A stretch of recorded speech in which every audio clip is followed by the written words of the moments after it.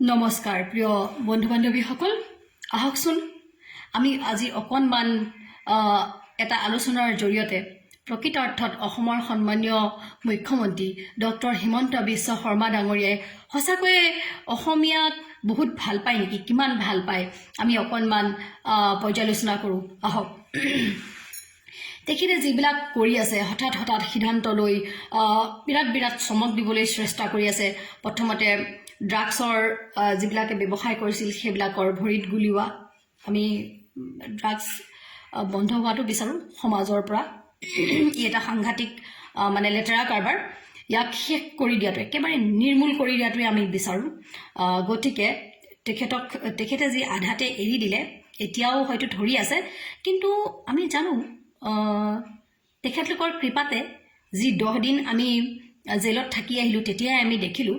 ইচ্ছা কৰোঁ বুলি ক'লে প্ৰশাসনে সকলো কিন্তু গুৰিৰ পৰাই নিৰ্মূল কৰি দিব পাৰে তেওঁলোকৰ হাতত সম্পূৰ্ণ তথ্য আছে কিন্তু তেখেতলোকে এনেকুৱা ধৰণৰ সদ্ভাৱ নাই বাবি তেখেতলোকে গুৰিত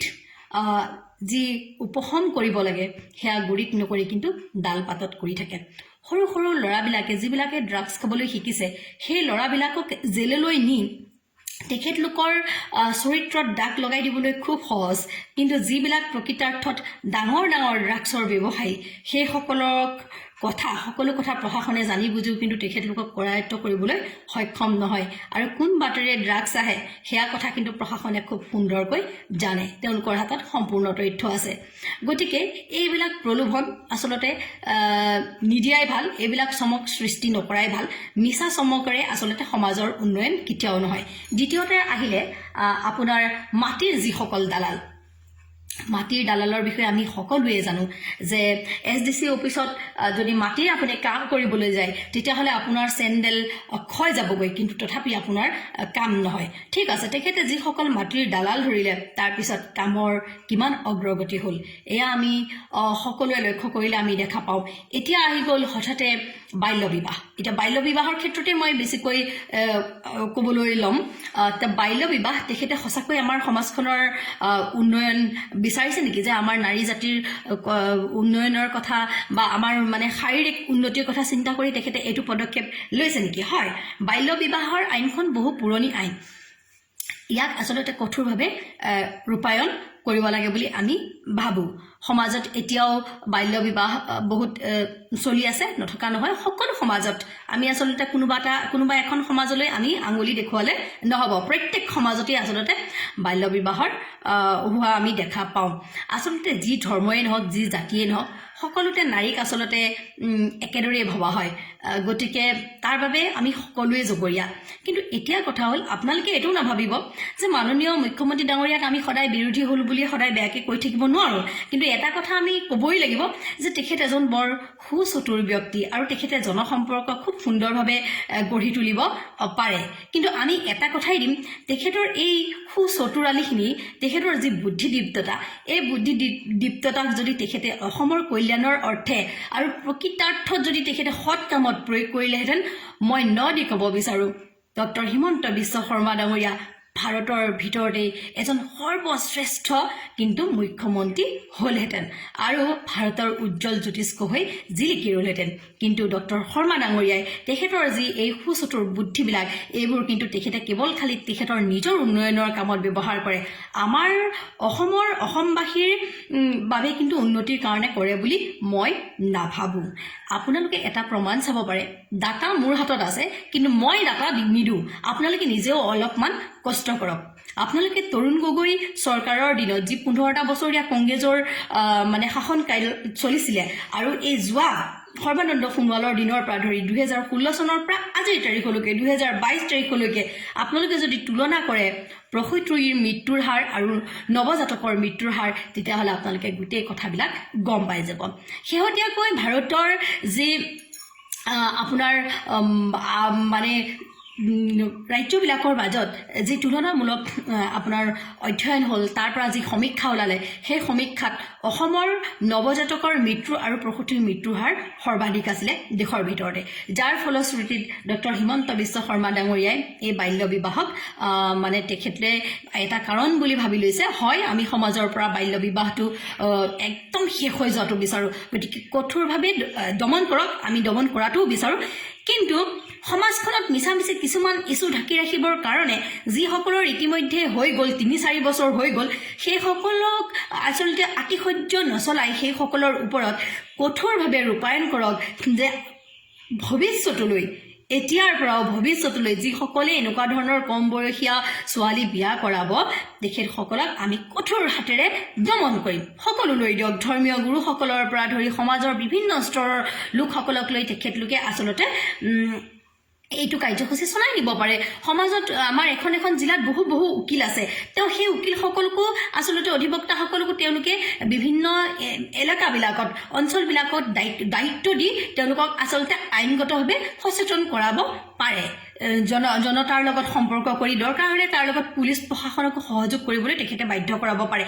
এনেদৰেও সুন্দৰভাৱে সচেতনতাৰে বাল্য বিবাহ আমি ৰোধ কৰিব পাৰোঁ কিন্তু ডক্টৰ হিমন্ত বিশ্ব শৰ্মাই এনেদৰে সুন্দৰ পথ থাকোঁতেও এই সুন্দৰ পথ নলৈ তেখেতে আবা যাবাকৈ যিখিনি মানে ধৰক কোনোবা গৰ্ভৱতী হৈ আছে কোনোবা বাচ্চা 1 বছৰ হৈছে এনেকুৱা 2-3 বছৰীয়া বিয়া পতা কম বয়সীয়া ছোৱালীক আনি পেলানি মানে ধৰক তেখেতলোকৰ স্বামীসকলক যিটো মানে আতিশয্য চলাই পেলানি ৰাখি দিছে ৰাজ্যখনত এনেকুৱা এটা পৰিৱেশৰ সৃষ্টি হৈছে যে আৰু ইয়াত আমাৰ ৰাজ্যত বেলেগ সমস্যা বৰ্তমান একো নাই কেৱল বাল্য বিবাহটোৱে আমাৰ ৰাজ্যখনত আজিৰ তাৰিখত প্ৰধান সমস্যা কিন্তু আমি জানো যে তেখেতে তাৰ দ্বাৰা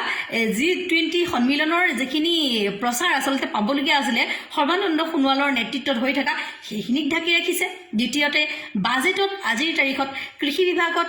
যি বাজেট আছিলে তাৰ যি মানে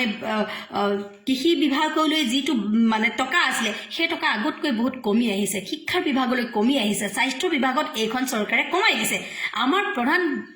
আচলতে চালিকা শক্তিয়ে হৈছে কৃষি স্বাস্থ্য শিক্ষা এইকেইটাতে যেতিয়া তেখেতে বাজেটৰ টকাৰ ধনৰ পৰিমাণ কমাই দিব তেতিয়াহ'লে সমাজত জানো সঁচাকৈ উন্নতি হ'ব আৰু সঁচাকৈয়ে যদি হিমন্ত বিশ্ব শৰ্মা ডাঙৰীয়াই শেষত মই ইম্পৰ্টেণ্ট কথাকেইটা ক'বলৈ লৈছোঁ যদি ইমানেই চিন্তা কৰে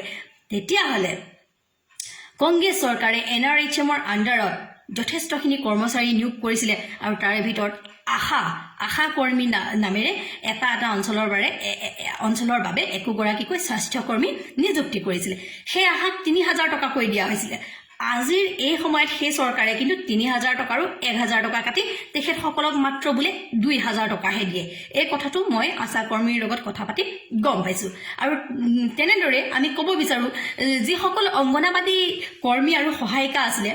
বা আৰু যিসকল ৰান্ধনী আছিলে স্কুলবিলাকত খাদ্য ৰান্ধি দিয়া সেই ৰান্ধনীসকলক মাত্ৰ ১,০০০ টকাৰ বিনিময়ত তেখেতে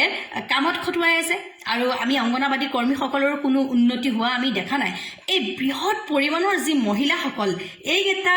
অনুষ্ঠান প্ৰতিষ্ঠানৰ লগত জড়িত হৈ আছে এই মহিলাসকলৰ উন্নতিৰ কাৰণে তেওঁ পাৰিতোষিক কি বঢ়াব নোৱাৰে নেকি এগৰাকী মহিলাই ১,০০০ ২,০০০ ৩,০০০ এনেকুৱাত জানো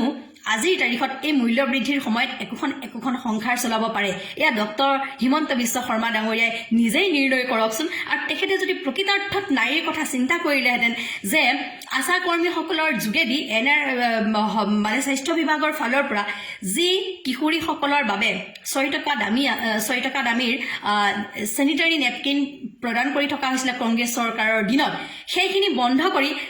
তেওঁ নিজৰ মিছেছৰ উদ্যোগত যি নেপকিনৰ মানে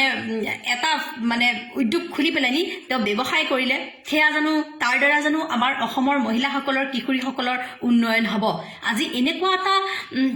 ব্যৱসায় নাই যিটোত নেকি তেখেতৰ পুত্ৰ সন্তান তেখেতৰ পত্নী জড়িত নাই গতিকে আমি এটাই কথা ক'ব বিচাৰিম যে তেখেতে অসমৰ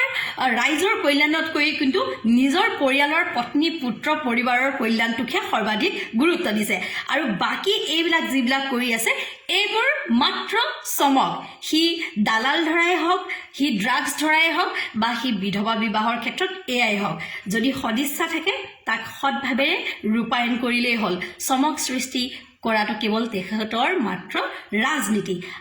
আজি যি অৰ্থনীতিৰ অৱনতি ঘটিছে আদানীয়ে যি ফ্ৰড কৰিছে এইবিলাকক ঢাকি ৰাখিবৰ বাবে আৰু সৰ্বানন্দ সোণোৱালৰ যি G20 তেখেতৰ নেতৃত্বত হৈছে সেইবিলাকক ঢাকি ৰাখিবৰ বাবে আচলতে তেখেতে নিত্য নতুন একোটা চমক সৃষ্টি কৰিবলৈ লৈছে আমাৰ কল্যাণৰ কথা তেখেতে কিন্তু ভবা নাই তেখেত এজন ধূৰ্ত অতিকৈ শিয়ালতকৈও ধূৰ্ত মুখ্যমন্ত্ৰী গতিকে তেখেতৰ ভাল গুণ যিমান আছে তাতোতকৈ কিন্তু বেয়া গুণ অজস্ৰ আছে গতিকে এই কথাখিনিয়ে আপোনালোকক বুজাই দিবৰ কাৰণে এই মই ভিডিঅ'টো কৰিলোঁ আপোনালোকে বিশ্লেষণ কৰি চাব ধন্যবাদ